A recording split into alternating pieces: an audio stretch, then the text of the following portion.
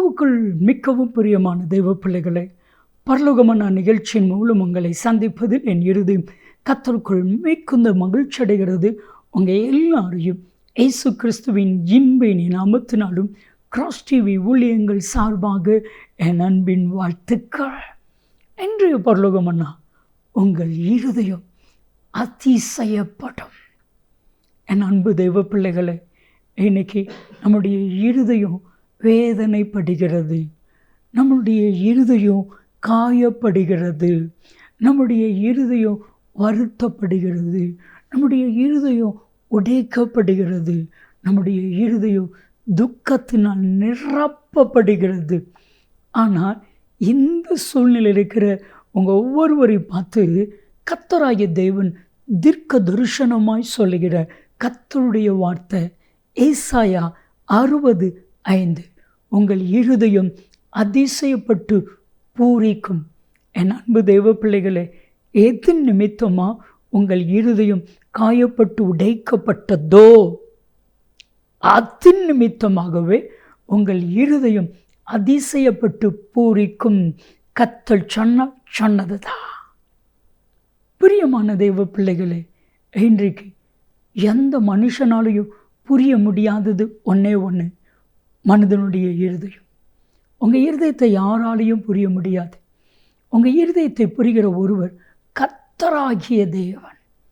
1 Samuel 16:7 நீங்கள் வாசித்து பார்த்தா, சர்வ வல்லமையுள்ள தேவன் சாமுவேல் என்கிற தீர்க்கதரிசியை பார்த்து சொல்லுகிறான், சாமுவேல் மனுஷன் பார்க்கிற பிரகாரமாக நீ பார்க்கிறா, நீ அவனுடைய முகத்தையும் சர்வ வளர்ச்சியையும் நீ பார்க்கிறா.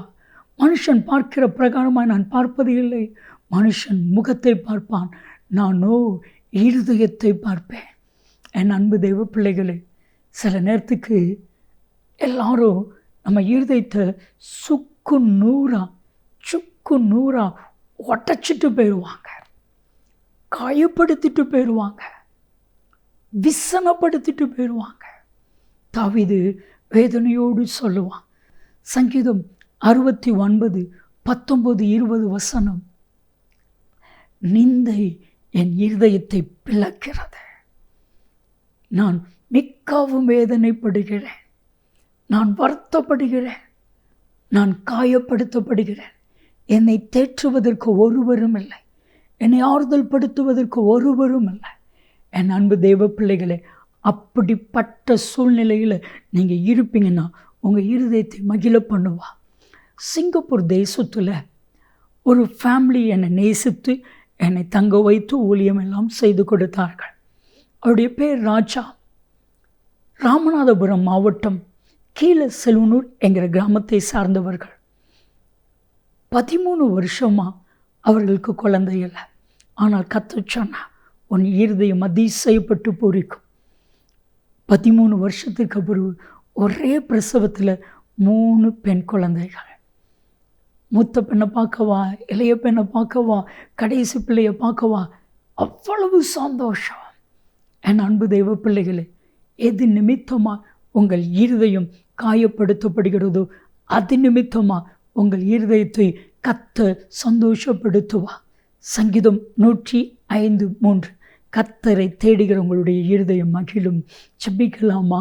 தகப்பனே, உம்மை தேடுகிற இவருடைய இருதயத்தை மகிழ பண்ணும்.